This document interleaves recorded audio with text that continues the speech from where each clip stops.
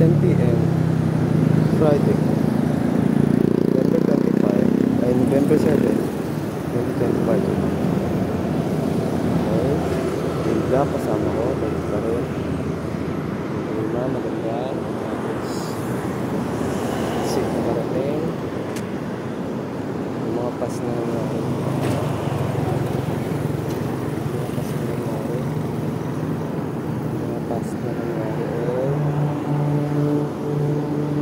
Medyo challenging. Tapos basta challenging, mahirap. Hindi naman ako nagkasakit, hindi na ako. Tapos lalo na yung delay sahod yun, isa pa yun, delay sahod, hanggang ngayon delay sahod. Dapat nga kahapon sahod namin, baka ngayon sahod na namin. Tapos pala real black, good na yung gulong, pero buhay ko na buhay pa rin. Halos 5 months good ganyan. Dapat nga likuran yan hinarap ko na lang. Hindi ko pa halos pinili ko itong bike na 1 taong kalahati na to, mag-2 taon ito. Pinili ko yan, good na talaga, medyo good lang, pero ngayon parang galit na to.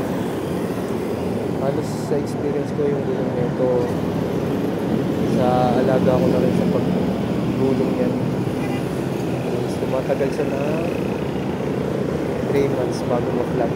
Yung pang madali ng bubol, stapler, tax, tapos vertible yan, mga hikaw, bakaw yan, bubol yun. So good luck. Ayan, medyo nakapag-share naman ako ng buhay-buhay. At dito ako sa magandang tambayan. Kumusta dyan sa taon nyo, kumusta ako mga bikers dyan, kung napapanood nyo ito ngayon lang. Dito ako sa lugar na build up, gamit ko rin. So yun na, kauwi na, yung mga trabaho. Tapos kasi ito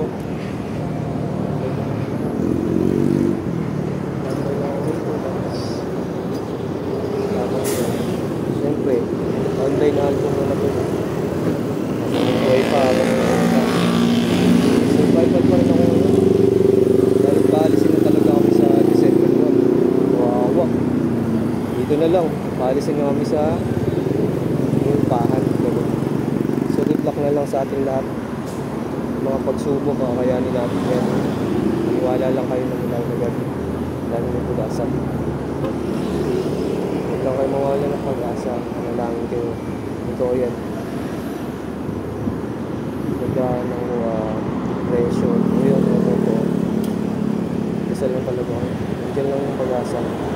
May mga kaaway ko, mga kakampi. Hindi gagawin. Basta may mga kakampi. So, ito binata pa rin. Binata ako ngayon, 2025.